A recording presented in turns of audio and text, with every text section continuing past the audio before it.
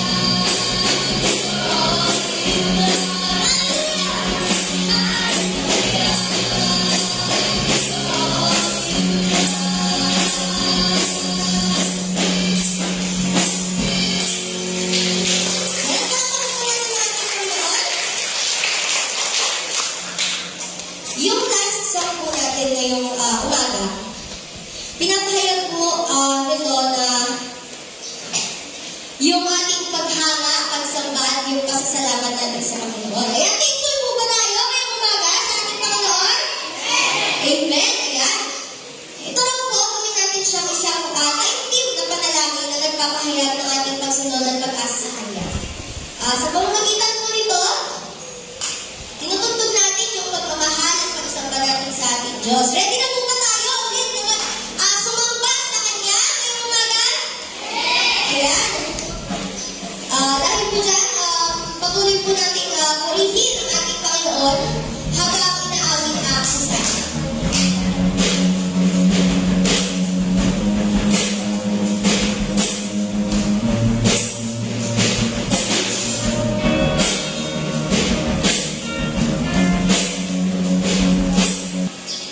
Nandito po rin kami, kaming mga anak ninyo, Lord God, nagpupuri at papasalamat po sa mga biyaya po na lagi mo binibigay sa amin.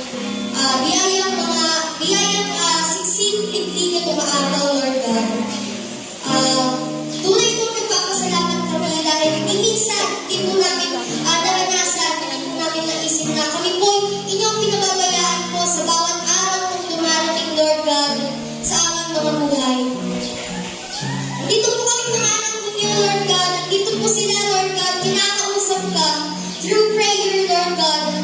Dito po ang inyong mga anak, Lord God. Nagpapasalamat, humihingi ng tawag, Lord God. At humihingi ng tulong, Lord God, sa inyo. Ang karamihan dito, Lord God.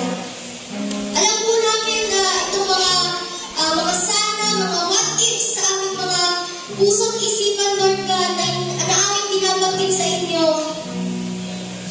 Alam po namin na sa tamang panahon, Lord God, ito po ay mangyayari, Lord God. Dahil tunay pong napakabuti ninyo sa aming mga buhay, Lord God. Alam po namin na minsan kami nagkakasala, nagkukulang sa inyo, Lord God. Pero patuloy niyo pa rin po kami hindi pinababayaan. Gaano man kalaki o kaliit itong mga pagkukulang at pagkakasala namin sa inyo, Lord God. Salamat po sa lahat, Lord God. Salamat po sa mga ngiti na lumutawi, Lord God. Simula sa aming pag-ising hanggang sa kami ay matulog, Lord God. Kayo po ang pangalan sa amin ngayong umagang ito.